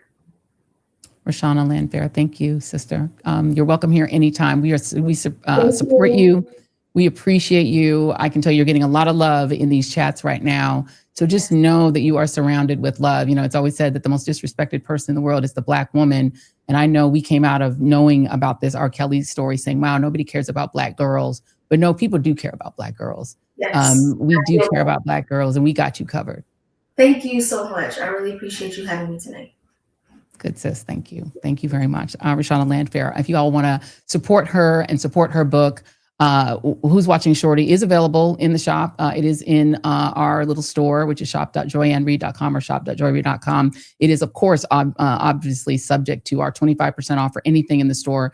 Support the sister, because, you know, when you write a book, you're putting yourself out there. It is like giving birth. It's like having a child. And, you know, you put it out and you just don't know what's going to happen. This is her pub week. This is her publishing week. So if you want this book to be a bestseller, if you care about seeing her succeed, it's very painful to have these interviews. It's difficult to talk to somebody about abuse. It's very brave to sit in front of even just a camera and talk about the things that she did. So we just want to congratulate her for doing that, boost and support her. It is not her fault what happened. People have tried to portray her as somehow, you know, being the one at fault. She was a little kid. You can see the video, you can see the pictures of her and know she was a baby. She was a child. So support her. Let's make sure that she gets a bestseller. Chris Witherspoon, my dear friend, is joining us now. Somebody who also has interviewed Robert Kelly. You didn't have to Robert him. But Chris Witherspoon is also the proprietor of popviewers.com.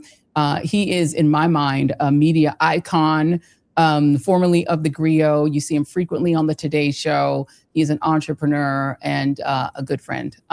Chris, thank you for being here. Hi, Joy. Hi, I'm so honored to be on your show, my debut on the Joy Reid Show. Your debut. I don't know how it has taken so long, but you're so busy and you're out here, but you still keep on the side, even though we're on your show. But I need to make you a regular, my friend.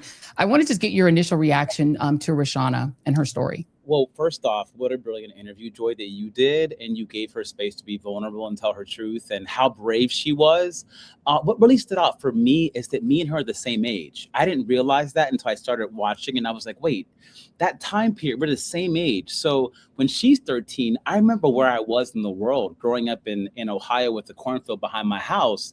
And R. Kelly at that time period in 8th grade, 7th grade, he was huge. If you turned on MTV, turned on BET, he was everywhere. 1 year after she was 13 in 96, he put out the song that kind of defied his career, live in the Grammys, you know, singing in front of all the big stars, I Believe I Can Fly. So it's like, I understand how at that age, not only being someone who was an aspiring artist, but also just being impressionable as we were, when R. Kelly calls or your aunt connects you to him, it would have made you do anything to be close to him. And you got to keep in mind what I thought about also, Joyce, back in that time period, we didn't have Instagram. We didn't have TikTok. We didn't have Twitter. Our stars were very elusive. We only saw them once in a while at these award shows, maybe, you know, but beyond that, you had their music videos, you had their albums where you could like read their lyrics front to back and you would obsess over them. So I understand how enamored she was, because at that time period, music was just so much more huge than what it is now. And R. Kelly is one of those Black artists that actually broke through to not just the BETs of the world, but also he dominated MTV at that exact time. At the exact time while he's pursuing this 13-year-old child, he is huge. He is at the peak of his career, which also is scary and problematic in itself. But I understand how she could have been so starstruck and done as to what to do. She writes in the book about just how big R. Kelly was at the time, and she writes about the fact that this is somebody who could start and end careers. I just think people are forgetting just how big R. Kelly was. You're right. He wrote "You Are Not Alone" for Michael Jackson. He's writing songs, producing songs. You know, this is an R. Kelly in Public announcement, which actually her uncle winds up being a part of. R. Kelly in Public announcement is like first, 1.0 R. Kelly. By the time, like you said, we get to this era, he's like one of the biggest stars in the world. And the idea that this big star who's in his late 20s is hanging out with you and wants to be your friend. He's 16 years older than her. She's 12 when they first become quote unquote friends. What kind of a man is friends with a 12-year-old? No, that was my thought when she was talking about it. And I think that her story is really about not just this one monster, but about really systemic failure at a larger, sort of like, way. And I think about the industry back then, it was really hard to break through. Again, you didn't have YouTube. People weren't self-publishing and blowing up as artists. So there was this small pipeline for artists and an even smaller pipeline for Black artists. Yes. So if you get to be connected with someone like an R. Kelly, or, you can go on and name other big names like Michael Jackson, et cetera. If they give you time, you're going to take that time and really look at how serious it is and how this person with one phone call couldn't just destroy your career, but they could also make your career. You got to think about that. R. Kelly was collaborating with the biggest artists. You're talking about people that he wrote for and he kept writing for. In your mind, you're like, this man can make my career, not just break it, but he's someone that can make that phone call and folks will actually answer and I can get a record deal, Yeah. It's interesting that this is all happening at the same time as the Epstein things are breaking from the Epstein files, because if you put them all together, I'm a big fan of taking separate events in history, as you know, and matching them up on the timeline, because it blows your mind even more when you start to match, right? You're talking about the 90s when Bill Cosby is at the peak of his fame and power. Harvey Weinstein is at the peak of his fame and his power. You're talking about people like Kevin Spacey are huge. It's the Clinton era. So Bill Clinton is huge. He's a cultural icon as well as the president of the United States because he has this sort of celebrity affect. You're talking about on the modeling side, John Casablancas. I was in New York. Everybody wanted to try to get an appointment, and you're taking Polaroids to see if John Casablancas will give you a meeting, because every girl, white, Black, and indifferent inside New York thought everybody could be a model. We're all taking pictures. You're talking about Jean-Luc Brunel. When I was working in '97 in Florida,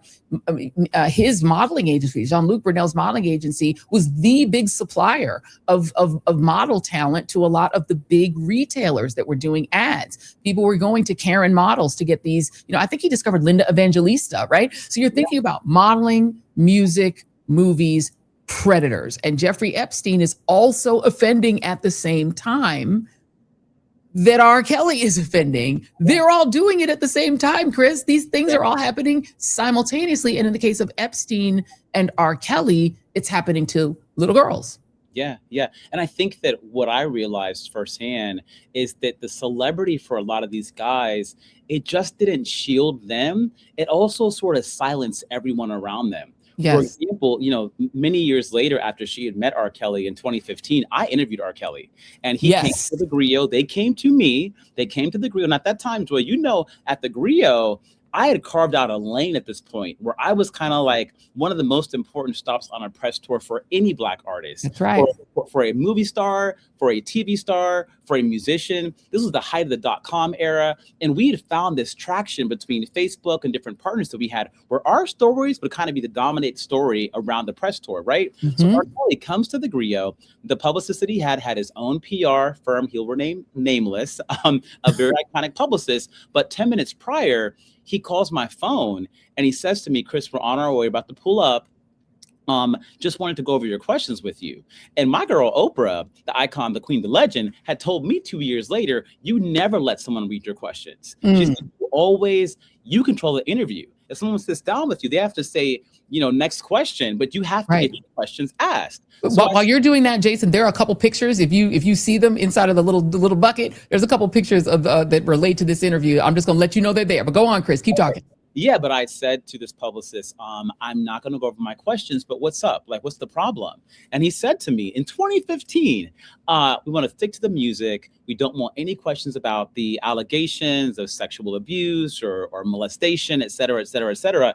And I'll tell you, it was like one of the most bizarre interviews I've ever done because I had done my homework. You know me, Joy. I always did my homework and I always found ways to honor your work and honor what you're there to promote, but also ask those one or two tough questions that everyone wants to know. You got to remember, I interviewed R. Kelly in 2015, 1 year after the Bill Cosby Me Too stuff had happened. So that was dominating the news still. So here's this person that, like you showed that clip of Torre, there are all these receipts out there about these allegations. I had to find a way to ask the question, and it was the most awkward interview. Even when I tried to ask a little bit of personal stuff, he would get back to this album that nobody was caring about. It was called The Buffet. No one even listened to it afterwards. But I think a lot about how the people around R. Kelly, I believe, knew the truth. And I believe there's a lot of people, a lot of publicists, a lot of managers, a lot of agents who shielded him, who called people like me and or even talk to us in person and would try to tell us you can't even go close to these allegations because where there's smoke, there's fire. They knew. Yeah. Normally, that's not the case. Normally, when people come and sit down and you walk into 30 Rock, the Griot at that time was owned by NBC. You don't tell Katie Couric or Matt Lauer or Joy Reid, what questions you can't ask, Yeah. This was back in the day, by the way. Well, they certainly try, and there you go. There is the interview. The photo after. I guess this is the photo after the interview.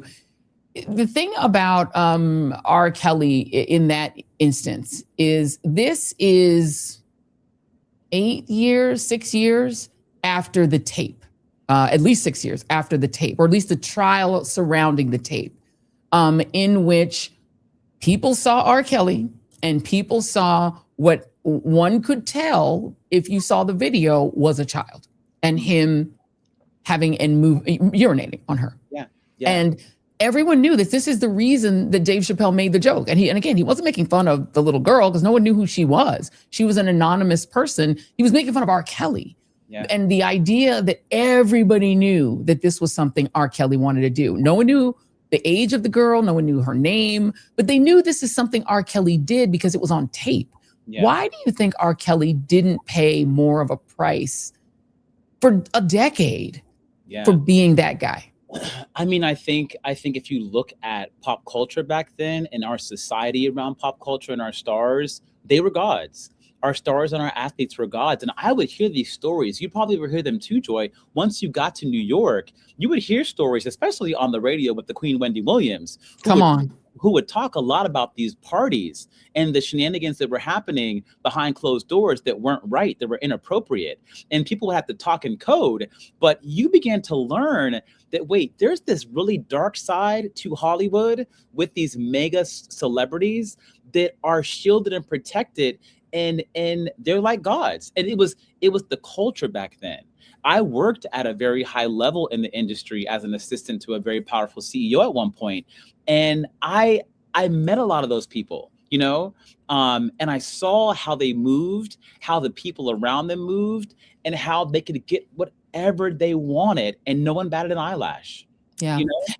And doesn't it seems to me, I have kind of a working theory about when you get to a certain level of wealth, you also get to a certain level of boredom. And a lot of these super wealthy, super famous, or even if they weren't famous, but just very, very wealthy men, it's like it wasn't enough for them to just date supermodels. It wasn't enough for them to just be able to fly off to Bimini or have fabulous vacations. Their sort of interest in entertainment became more prurient, more crazed, more outre, right? And they started getting involved in things that were blatantly illegal, but that they knew they could get away with. 100%. I mean, you look at a lot of these powerful players at that time period in particular, they were treated like kings, and if you think about kings 1,000 years ago, what did they have? They had a harem, they had, concubines, they had a jester, they had, the king's court was not just for the fun and the day side, there were nighttime activities too. So I think a lot of these men that got so wealthy, first time generationally, becoming rich, to your point, there was nothing off the table. And I think the more wealth, the more power, the more curious and the more their sort of desires, their desires that kind of lay dormant suddenly became a real thing. Yeah. And they had in front of them a sort of a smorgasbord of victims. I mean, you think about on the male side, Abercrombie and Fitch was a dumpster fire of sexual abuse. Oh my God. We're all just seeing Abercrombie and Fitch. Every male wanted to get a job in Abercrombie and Fitch. If you were good looking enough, they'd hire you. But now you're like, oh, that's why they were hiring so many good looking young men, because the guy who ran Abercrombie and Fitch was a predator, right? It's like they're just gathering around themselves. These guys running model agencies. Oh, John Casablancas, you're a modeling agent. Because look, you've got victims everywhere you turn, and they're teenagers and up. Yep. And if you watch that Diddy documentary, the one that's on Netflix right now, and you look at the different people who are a part of the story that worked for Bad Boy, you begin to realize that like success at that time, success and power and sort of like this perversion all went hand in hand. It was literally a part of the culture. Yeah. And that's what's scary. That's what's scary to think about then. I hope that it stopped now because there's cameras everywhere. There's social media. Yeah. But it blows my mind how dark it really was, you know? Well, while I have you here, you know, I have to get all the tea from you that I can get out of you, Chris Witherspoon. We got to talk about Savannah Guthrie. Oh my God. Savannah Guthrie's mom being kidnapped. I thought it was when, you know, our friend Jackie Reed, my sore cousin, sister friend told me about it. I thought it was a joke. I did not believe it. Yeah. What is going on?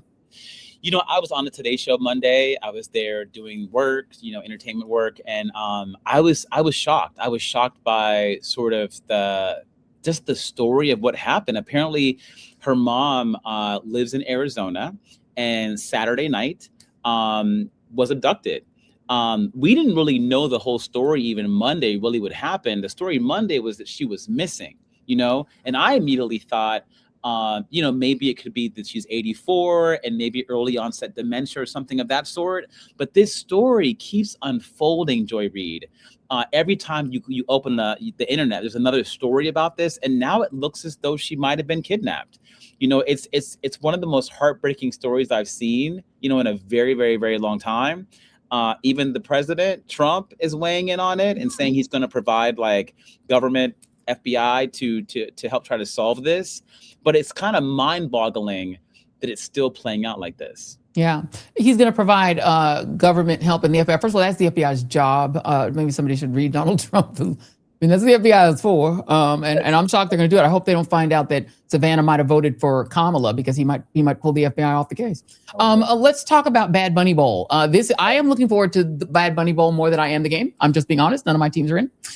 But I cannot wait. Please talk about the tea surrounding how angry the right is about Bad Bunny Bowl and how amazing this show is going to be, because I'm excited. I mean, listen, think about even last year, how angry the right was about Kendrick Lamar. You know, Kendrick Lamar tore it up. And I feel like this Bad Bunny Bowl, and even if you watch the Grammy Awards on Sunday, what I saw was a soldier who's ready for war. You know, what I saw at the Grammy Awards was a man who is, he is going to come out defiant and strong, I believe. Even the fact that he dedicated his speeches to saying ICE out and also talking about how immigrants we're not animals, we're human beings. It's all about love. I believe his message at that halftime show his halftime show is going to be packed, do you hear me, with messages similar to what he said on the stage at the Grammy Awards. And as it should be. You know, he has defied every odd you can think of. He is like one of the most streamed artists like the past 3 years and is breaking records left and right. Why would he not be the halftime show? You know, like, where the math at? I'm getting everything I can out of Chris Witherspoon. Do you have a pick or a favorite in terms of Oscars? Because now it looks like we've got a foot race between two films, one of which is about vampires. Oh, yes. I mean, my pick right now is Sinners. I do love the movie Marty Supreme a lot, but I think that Sinners is groundbreaking in so many levels. But I think the bigger story here is it has made history with the most Oscar nominations ever for any film. So we got to remember that for any film, it's really important at a time when we're hearing so many Black artists like Issa Rae, and Spike Lee, and I can go on and on, that have been talking about the lack of scripts that are being picked up and budgets that are being given to Black cast TV shows or films. I think what Sinner means to Hollywood is huge, but I think what those nominations and any wins means for the future of Black Hollywood's even more important. You would think that there should be more opportunity because there's more streamers right now. There's more channels to program and to have access for scripted content, but it's not the case. We're seeing the exact opposite. You can ask any Black creator in Hollywood right now. They will tell you the scripts aren't getting greenlit. So I think that Sinners being a film that defied the odds for a film, period, let alone being from a Black director and a Black actor, is going to be huge. And it is and One Battle After Another is great, but I don't think it's going to beat Sinners either. I think Sinners is about to go on a romp. Last note, on the other end of the spectrum, quality Sinners, One Battle After Another, On the other end, Melania film. Thoughts? Oh God, Joy. You know, Worst reviewed film in history. I haven't even watched it. You know, normally, like I got screeners for it, and I normally will watch things that I think might be a train wreck just to watch. But I can't even bring myself to watch it. Like something about it looks like one big commercial to me. I've heard it's like one 80s music video. It's like an 80s music video done by a sex pest because of course Brett Ratner is a disaster in terms of his reputation. Okay, here's what we're gonna do, Chris. When I'm back in New York, this is what we're gonna do. We're gonna take our Z-Biotics. Okay. We're gonna take our Z-Biotics first, okay? Because we're not trying to be sick. We're gonna we're not gonna try to, we want to take our Z-Biotics. Yes. And then we are gonna watch this film. We're gonna have a screening. We're gonna invite a couple people over, and we're going to watch this. We are gonna put ourselves through it together. How about that? I did a dry January. I'm officially wet February, so let's go. Let's do it. Let's throw them back. I'm ready to drink. Okay. It's February. We have to make one distinction. Yes. What movie are we talking about? Sinners or the Melania? No, the Melania film. No, we got I Melania pass. film. And we're gonna have security. But Jason, we're gonna have shots. We're gonna have shots. We're gonna make it fun. And then we're gonna have Chris, Z-Biotics, so our gut will be fine in the morning. But I'm gonna have to sit there and watch this thing and act like I really care. I know. You don't have to act like you care. You can act indifferent. No. You can have whatever face on you want. The screen, we can both look at the screen. Let's have a good time, y'all. Okay, the chat is objecting. The chat is, I am being overthrown in the chat. Really? Chris Witherspoon, everyone needs to follow, download Pop Viewers. By the way, Pop Viewers is the only way I know what's on TV other than Jackie Reed harassing me and telling me what to watch. Pop Viewers is amazing. Not only can you talk about what you love, not only can you find things to watch, but you also talk about what you love and give back and give feedback.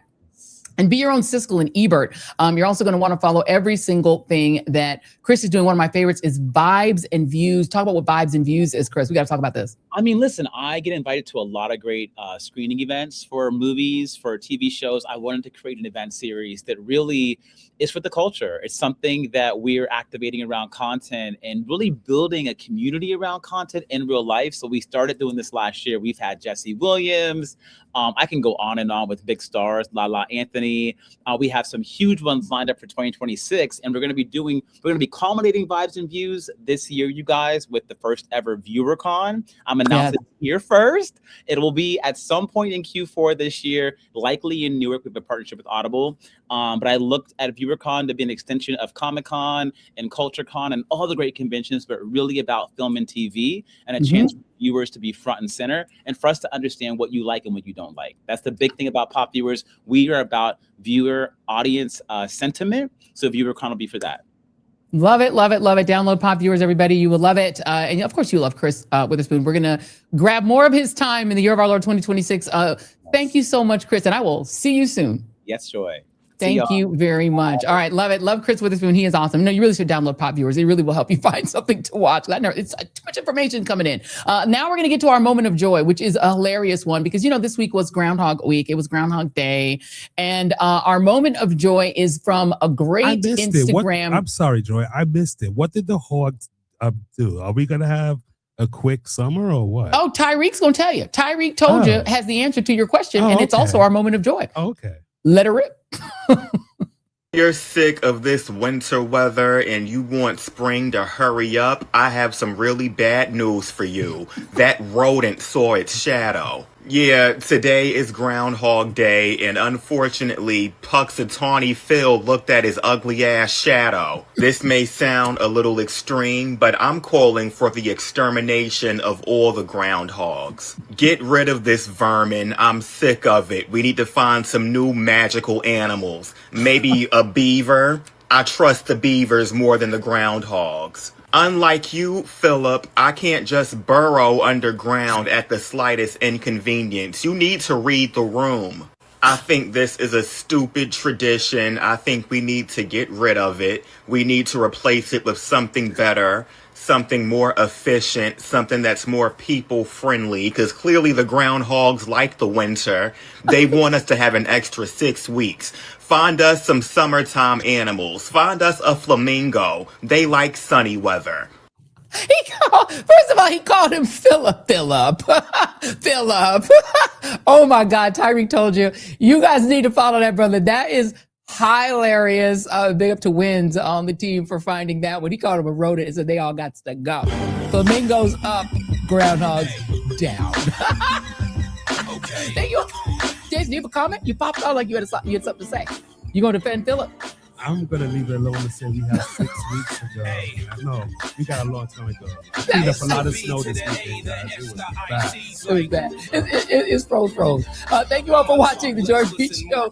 Don't forget to get your questions in to Ask Maddie J at thejoyreidshow.com. Maddie J is going to get y'all right for Valentine's Day. Don't go into Valentine's Day as a heifer. Don't do no heifer nation on Valentine's Day because you didn't get your question in so Maddie J can help you out. All right? You do not. And if you got a heifer in your life, maybe you want to ask a question about them, feel free to ask about friend heifers, neighbor heifers, cousin heifers, you got related to a heifer, or maybe you are a heifer. You just want to admit it and, come out the closet and explain that you a heifer too. Whatever it is.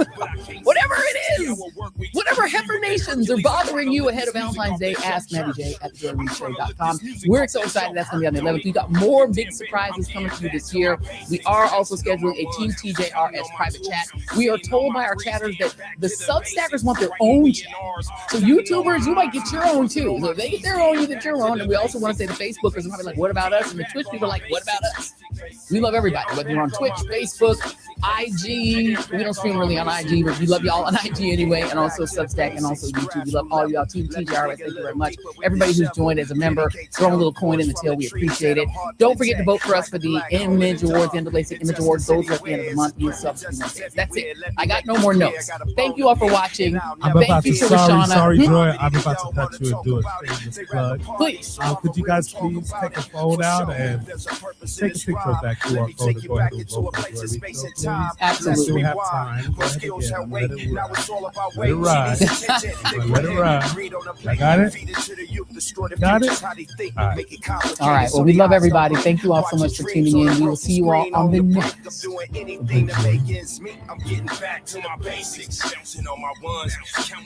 Getting back to the basics, grassroots level. Let me dig a little deeper with the shovel. Plenty can't tell the forest from the trees, and I'm hard to detect, like a black hole in the dark. Injustice anywhere, it's a threat to justice everywhere. Let me make this clear, I got a bone to pick, and I'll never fear the threat of poverty. They don't want to talk about it, they rather party, so I'm a real talk about it, for sure.